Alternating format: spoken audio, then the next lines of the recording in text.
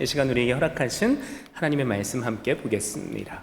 다니엘 6장 1절에서 10절 말씀입니다. 다리오가 자기의 뜻대로 고관 120명을 세워 전국을 통치하게 하고 또 그들 위에 총리 셋을 두었으니 다니엘이 그 중에 하나이라. 이는 고관들로 총리에게 자기의 직무를 보고하게 하여 왕에게 손해가 없게 하려 함이었더라. 다니엘은 마음이 민첩하여 총리들과 고관들 위에 뛰어나므로 왕이 그를 세워 전국을 다스리게 하고자 한지라. 이에 총리들과 고관들이 국사에 대하여 다니엘을 고발할 근거를 찾고자 하였으나 아무 근거 아무 허물도 찾지 못하였으니 이는 그가 충성되어 아무 그릇됨도 없고 아무 허물도 없음이었더라. 그들이 이르되 이 다니엘은 그 하나님의 율법에서 근거를 찾지 못하면 그를 고발할 수 없으리라 하고 이에 총리들과 고관들이 모여 왕에게 나아가서 그에게 말하되 다리오 왕이여 만수무강하옵소서. 나라의 모든 총리와 지사와 총독과 법관과 관원이 의논하고 왕에게 한 법률을 세우며 한 금령을 정하실 것을 구하나이다. 왕이여 그것은 곧 이제부터 30일 동안에 누구든지 왕 외에 어떤 신에게나 사람에게 무엇을 구하면 사자굴에 던져 넣기로 한 것이니이다. 그런즉 왕이여 원하건대 금령을 세우시고 그 조서에 왕의 도장을 찍어 메대와 바사에 고치지 아니하는 규례를 따라 그것을 다시 고치지 못하게 하옵소서 하매 이에 다리오 왕이 조서에 왕의 도장을 찍어 금령을 내니라. 다니엘이 이 조서에 왕의 도장이 찍힌 것을 알고도 자기 집에 돌아가서는 윗방에 올라가 예루살렘으로 향한 창문을 열고 전에 하던 대로 하루 3번씩 무릎을 꿇고 기도하며 그의 하나님께 감사하였더라. 아멘. 아멘. 저는 이 귀한 시간에 주신 말씀을 힘입어서 감사 시리즈 그 3번째 시간으로 그럼에도 감사하라 라는 제목으로 말씀을 증거하고자 합니다. 여러분 잠시 눈을 감고 상상해 보세요. 여러분은 지금 병원 진단서를 받고 나왔습니다. 손이 갑자기 막 떨려요. 가슴이 쿵쾅거리고 내려앉아서 숨조차 제대로 쉬기 어렵습니다. 머릿속에는 이런 생각들이 떠오르겠죠? 앞으로 내가 얼마나 더 살 수 있을까? 두려움과 여러 혼란이 앞섭니다. 자, 이제 눈을 뜨시고요. 그때 누군가가 여러분을 찾아와서 이렇게 얘기하는 거예요. 그래도 감사하세요. 여러분 순간 여러분의 마음에는 어떤 말들이 나오겠어요? 아니 참 대체 뭘 감사하라고 얘기하는 거지? 라는 생각이 들 거예요. 여러분 이런 일이 오늘 우리가 함께 나눌 다니엘 앞에서도 똑같이 일어났습니다. 다니엘에게 여러분 죽음의 선고가 떨어진 거예요. 그런데 놀라운 것은 다니엘은 오늘 말씀을 보니까 살려달라는 기도를 하지 않습니다. 신기하게도 감사 기도를 드려요. 상식적으로 불가능한 선택을 한 거죠. 그런데 다니엘은 의지로 선택했어요. 상황이 아무리 어려워도 죽음이 눈앞에 있어도 그럼에도 감사했습니다. 자, 여러분 도대체 왜 다니엘로 하여금 이런 감사의 기도가 나오게 했을까? 함께 오늘 이 시간 그 비밀을 찾아봤으면 좋겠어요. 그리고 그 감사가 우리의 동일한 고백이 되기를 바랍니다. 다니엘은 잘 아시다시피 전쟁 포로 출신이에요. 유다는 멸망했습니다. 그래서 그는 어린 나이에 포로로 잡혀왔어요. 그러나 그의 성실함과 지혜는 바벨론과 또 이어지는 페르시아 두 제국을 넘어서 왕들이 직접 선택할 만큼 뛰어났습니다. 그러면 정권이 얼마나 많이 바뀐지 몰라요. 그런데 다니엘은 그 중에서도 가장 높게 귀하게 쓰임 받은 사람이에요. 여러분, 그런 일이 일어나면 언제나 내 주변에 있는 사람들은 나를 시기하고 질투하죠. 시기하고 질투하는 사람들이 흠을 찾았지만 도덕적으로나 정치적으로도 흠을 찾지 못했어요. 유일한 약점을 그런데 찾아낸 거죠. 바로 하나님께 기도하는 신앙이 약점인 줄 알고 공격하기로 결정합니다. 그래서 왕을 찾아가요. 30일 동안 왕 외에 어떤 신에게도 기도하면 사자굴에 던져 넣게 하려는 법을 만듭니다. 왕은 자기에게 유익한 거니까 도장을 찍죠. 그때 다니엘은 알았을 거예요. 야, 이제 30일 동안 내가 단 한 번이라도 기도하면 나는 죽겠구나. 30일간 기도를 멈출 것인가? 아니면 기도하다 죽임을 당할 것인가? 다니엘은 선택의 순간에 서 있어요. 여러분, 다니엘은 그런데 무슨 선택을 합니까? 우리가 함께 읽은 10절 말씀에 보면 꼭 기억하세요. 전에 하던 대로 그의 하나님께 감사했답니다. 기도한 것 자체도 놀랍죠. 그런데 더 놀라운 것은 그 기도는 살려달라는 기도가 아니에요. 하나님을 향한 감사의 기도였습니다. 만약에 우리가 이런 상황이라면, 자, 솔직하게 여러분 감사할 수 있겠어요? 저도 말씀 준비하면서 생각했는데 힘들 것 같아요. 그래서 한번 곰곰이 생각해 봤죠. 저 같으면 아마 눈을 감고 몰래 기도했을 것 같아요. 사람들이 없는 새벽에 창문을 다 닫아놓고 기도했을 것 같아요. 아니면 그래 30일만 참자라고 타협했을지도 모릅니다. 여러분, 그런데 다니엘의 감사는 상황에 따라 흔들리는 감사가 아니었어요. 그의 감사는 뜻을 정한 감사였고요. 전에 하던 대로 뭐예요? 거룩한 습관이 된 감사였고요. 믿음에 뿌리내는 감사였습니다. 그러나 여러분, 우리가 함께 읽지는 않았지만 다니엘서 말씀을 보면 다니엘이 감사 기도를 드렸으니까 그가 이후에 아주 행복한 삶을 살았다라고 이야기하지 않아요. 그 감사 기도 때문에 다니엘은 사자굴에 결국 던져집니다. 원주들은 기다렸다는 듯이 다니엘이 기도하는 모습을 포착했어요. 그리고 왕에게 즉시 달려갑니다. 왕이여, 당신이 세운 법을 어긴 사람이 있습니다. 그는 바로 다니엘입니다. 라고 고발합니다. 이 말을 들은 왕은 마음이 무거웠어요. 왜냐하면 왕은 다니엘을 사랑했기 때문입니다. 그런데 이미 법령에 찍힌 왕의 도장은 왕법에 의해서도 취소될 수가 없어요. 그리고 그 누구도 돌이킬 수 없습니다. 그래서 왕은 하루 종일 다니엘을 살릴 방법을 찾았어요. 그런데 찾지 못합니다. 그리고 결국 이런 명령을 내리죠. 다니엘을 사자굴에 던져라. 한번 이 장면을 상상해 보세요. 죽음을 눈앞에 둔 사람. 그런데 그 사람이 바로 감사의 기도를 드린 사람입니다. 그리고 다니엘의 그 감사 기도는 문제를 벗어나게 해준 것이 아니에요. 오히려 다니엘을 문제의 한 복판으로 이끌었습니다. 사족을 앞까지 끌려오는 동안 여러분, 그 누구도 다니엘을 도울 수 없었어요. 왕도 도울 수 없었고요. 법도 사람도 다니엘이 지금까지 누렸던 권력도 그 어떤 것도 그를 지켜줄 수 없었습니다. 여러분, 이 순간 다니엘은 인간적으로 보면 완전히 무력한 존재죠. 죽음 앞에 서 있는 한 죄인처럼 말이에요.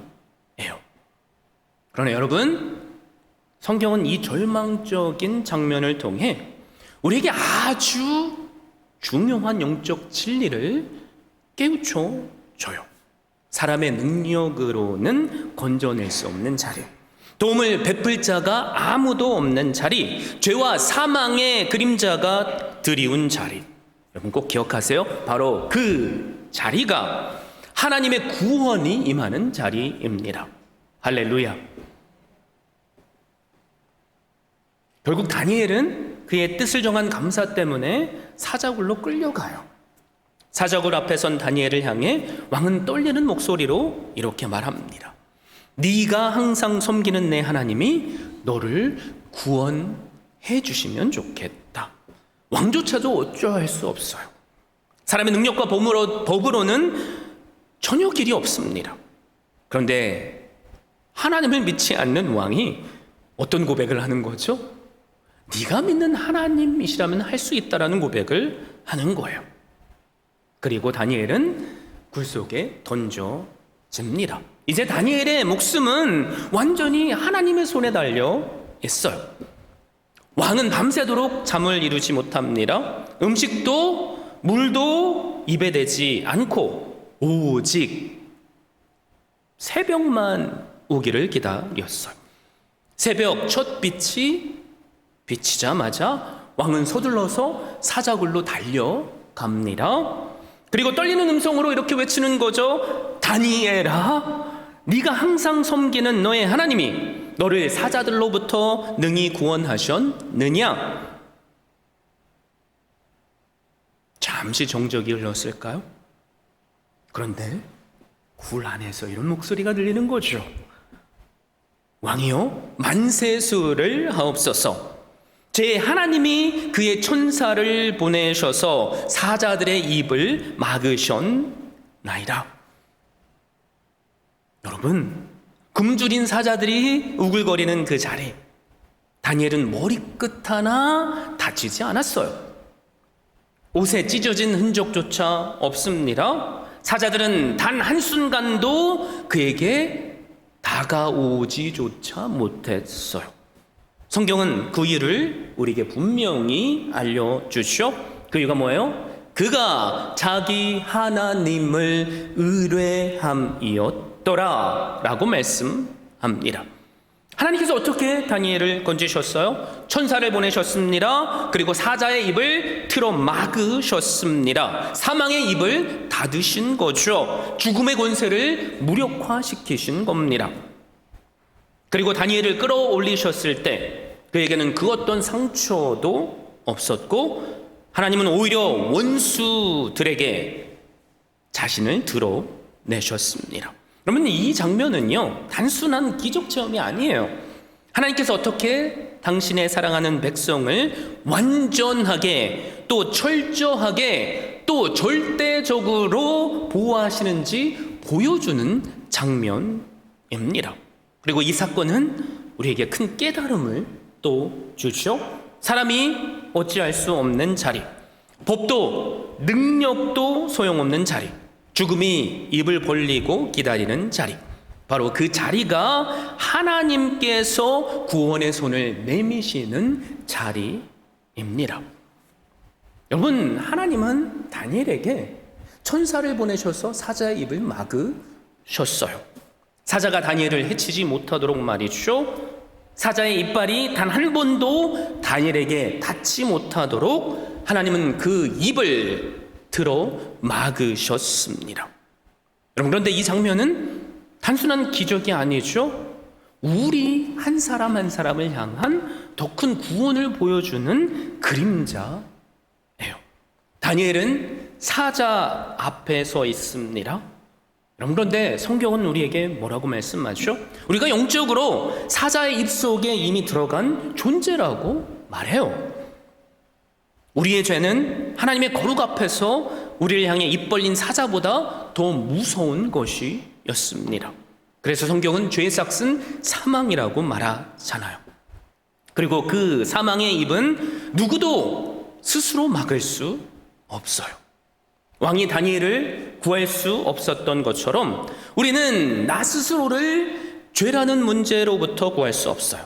그 어떤 노력이나 선행 그리고 권력도 그 사망의 굴에서 우리를 건져낼 수 없습니다.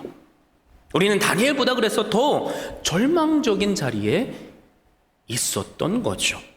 다니엘은 사자 입 앞에서 천사의 도움을 받았죠. 그런데 놀랍게도 성경은 우리가 천사가 아닌 하나님의 아들로부터 구함을 받았다라고 선포합니다. 예수님께서 사자의 입을 막으신 것처럼 사망의 입을 막아주신 거죠. 어떻게 막으셨어요? 사망이라는 사자의 입 속에 직접 들어가셨어요. 우리의 죄와 사망의 굴로 들어가셔서 우리가 받아야 할 형벌을 대신 받으셨습니다. 다니엘은 상처가 없이 나왔지만 예수님은 살이 찢기고 피를 흘리며 십자가에서 죽으셨어요. 왜 그러셨죠? 우리를 살리기 위해서예요. 그분이 우리 대신 죽으셨기 때문에 우리는 살아났습니다. 그분이 대신 심판받으셨기 때문에 우리는 용서받았습니다. 그분이 대신 버려지셨기 때문에 우리는 하나님의 자녀가 되었습니다. 다니엘은 하나님이 자신을 구원하실 것을 의지했어요. 그리고 그리 아니하실지라도 감사할 만큼 하나님을 신뢰했습니다. 여러분, 그런데 우리는 십자가의 은혜를 받았다면 다니엘보다 더 하나님을 신뢰할 수 있어요. 왜요? 우리는 십자가를 보았기 때문입니다. 하나님께서 우리를 얼마나 사랑하셨는지, 우리를 구원하시기 위해 무엇을 포기하셨는지, 우리를 살리기 위해 어떤 희생을 치루어 주셨는지 우리는 알고 있죠. 그 증거가 바로 예수 그리스도 십자가 안에 있습니다. 여러분, 우리가 이 십자가의 사랑을 받았다면 어떻게 가만히 있을 수 있겠어요?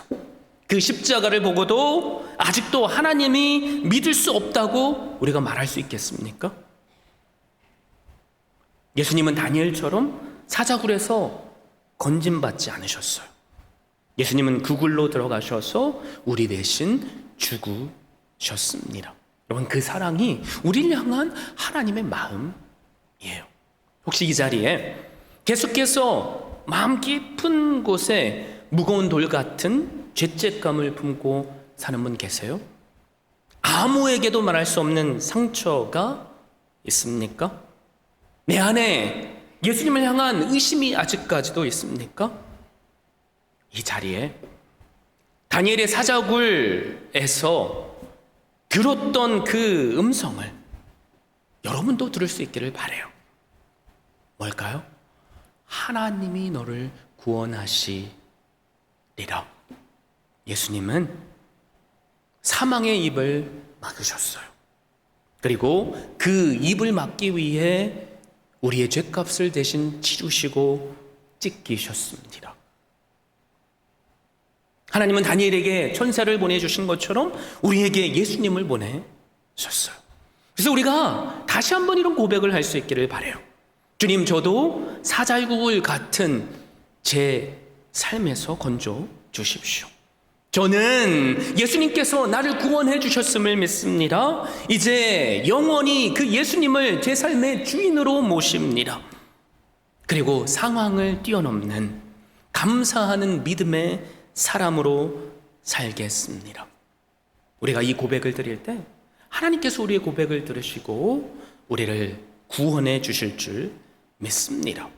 여러분, 그런데 여기 계신 많은 분들은 이미 나는 그 예수님을 믿고 있습니다 라고 생각하시고 고백하실 거예요. 근데 그거 아십니까?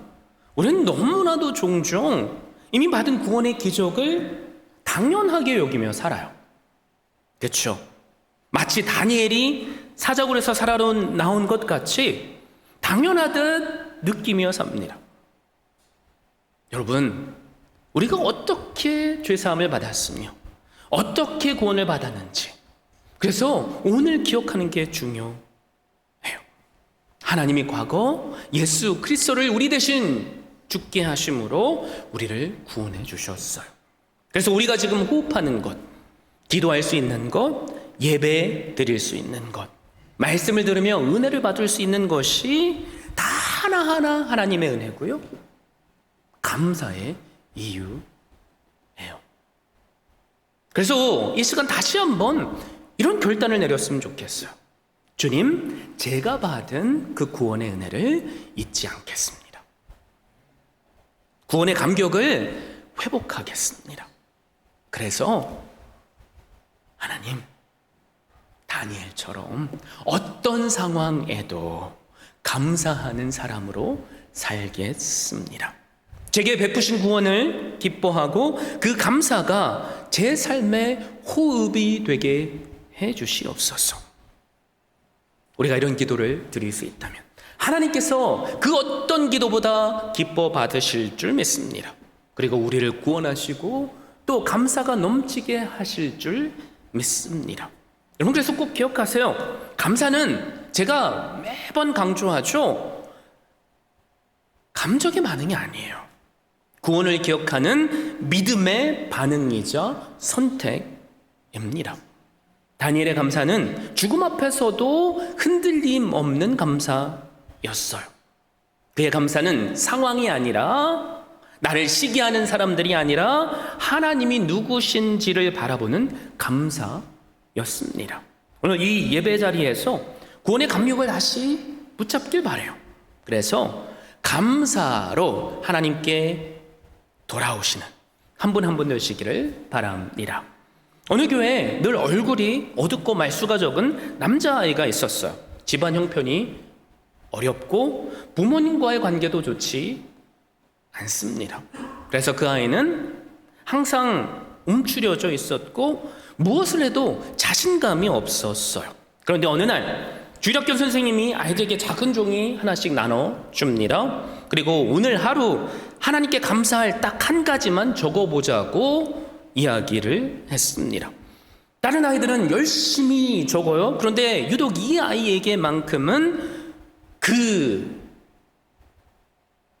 선생님의 말은 어려운 숙제였어요. 생각해도 감사할 것이 하나도 없다고 느껴졌기 때문이죠. 오랫동안 생각한 끝에 이렇게 적어요.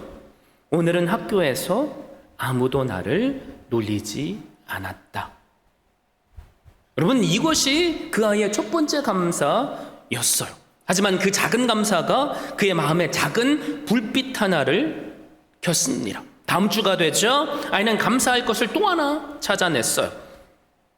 뭐라고 적었냐면, 엄마가 오늘은 나에게 웃어주었다. 그리고 그 다음 주는 내가 그린 그림을 선생님이 칭찬해 주셨다 라고 적었습니다. 주일마다 종이에 감사 한 줄을 적어 내려가면서 놀랍게도 아이의 얼굴은 조금씩 밝아지기 시작했어요. 누가 시키지 않았는데도 본인이 먼저 아이들에게 다가가서 인사를 하고 수업 시간에 손을 들기 시작합니다. 그래서 선생님이 그 이유를 아이에게 물었어요. 아이는 수줍게 대답합니다. 감사할 걸 찾아보니까 나쁜 일만 있던 게 아니더라고요. 하나님께서 나에게 좋은 일도 해주고 계셨어요. 그 작은 감사의 습관은 아이가 자신을 바라보는 시각을 바꿨고요. 그리고 자신을 향한 하나님의 마음을 바라보게 만들었습니다. 그래서 그 아이는 이후로도 계속 하루에 감사 한 가지씩 적는 습관을 이어갔고, 그 감사 노트는 그를 삶의 구덩이에서 끌어올리는 손잡이가 되었습니다. 학교에서의 태도가 달라졌고요. 친구들과의 관계가 좋아졌고요. 그래서 결국 그의 인생 자체가 달라졌어요. 감사 하나가 그 아이의 마음을 바꾸고, 마음이 바뀌자 인생이 바뀐 겁니다. 다니엘이 감사한 이유는 반드시 하나님께서 나를 구원해 주실 것이다 라는 단순한 기대 때문이 아니에요. 그의 감사는 훨씬 더 깊고 단단한 감사였습니다. 여러분은 아마도 다니엘의 세 친구 사드락과 메삭과 아벳느고를 기억하실 거예요. 그들은 바벨론 왕 느부갓네살이 세운 거대한 금 신상 앞에서 절하면 살고 절하지 않으면 뜨거운 풀무불 속에 던져지게 된다는 명령을 받았습니다. 그런데 그 세 사람은 왕 앞에 서서 이런 고백을 당당하게 하죠. 우리가 섬기는 하나님께서 우리를 풀무불에서 능히 건져내 주시겠지만 만일 그리 아니하실지라도 우리는 왕의 신상에게 절하지 않겠습니다. 하나님은 능히 우리를 구원하실 수 있습니다. 그러나 하나님께서 만약 우리를 구원하시지 않으실지라도 우리는 그 하나님을 끝까지 믿겠습니다 라는 고백이죠. 결과와 상관없이 하나님의 선하심에 뿌리를 둔 고백이었던 것이죠. 자, 그들이 어떻게 되었습니까? 왕이 그 말을 듣고 당연히 화가 나겠죠. 풀무불의 온도를 7배나 더 뜨겁게 만들어요. 그리고 세 친구를 던져 넣습니다. 여러분, 그런데 왕이 뭘 보냐면 우리가 묻기에 3명을 던지지 않았느냐? 그런데 불 속에서 4사람이 자유롭게 걸어 다니고 있고 불에 그들을 조금도 상하지 않게 하는구나. 4번째 사람의 모습은 마치 신들의 아들과 같구나. 자, 하나님께서 그들을 살려주셨고요. 그리고 머리카락 하나, 옷자락 하나 상함받지 않게 해 주셨습니다. 결국 왕이 감탄하며 뭐예요? 이들이 믿는 하나님만이 참 신이다라는 고백을 하고 그 세 친구를 더 높이 세워 줬습니다. 다니엘의 믿음도 바로 이런 믿음이죠. 하나님은 나를 능히 구원하실 수 있습니다. 그러나 하나님께서 그 어떤 방법으로 일하시든 나는 하나님께 감사하겠습니다. 바로 이게 오늘 우리가 함께 나누고자 하는 그럼에도 감사예요. 하나님께서 구원하셔도 감사, 구원하시 않으셔도 감사. 그 이유는 다시 말씀드려요. 상황이 아니라 바로 하나님의 신실하신 성품을 믿었기 때문입니다. 여러분, 감사는 그래서 결코 감정이 아니에요. 감사는 선택이에요. 우리가 함께 나누고 있는 다니엘의 이야기는 오래전에 일어난 용담의 스토리가 아니에요. 오늘 우리로 하여금 어떤 감사의 자리를 선택할 것인가를 묻는 하나님의 질문입니다. 하나님은 지금도 결과가 아니라 하나님을 신뢰하는 감사, 그리 아니하실지라도 감사, 상황을 이기는 감사로 우리를 부르고 계십니다. 그리고 그 부르심에 우리가 응답할 때 하나님께서는 다니엘과 그 세 친구와 함께 하셨던 그 능력으로 우리에게 은혜를 베풀어 주실 겁니다. 자, 그래서 이제 우리가 함께 이 감사의 계절만이 아닌 우리의 평생의 삶 속에 4가지를 적용했으면 좋겠어요. 날마다 실천했으면 좋겠어요. 첫 번째, 상황이 아니라 의지로 감사를 선택하세요. 감사할 것이 없어 보이는 상황일지라도 감사를 선택하십시오.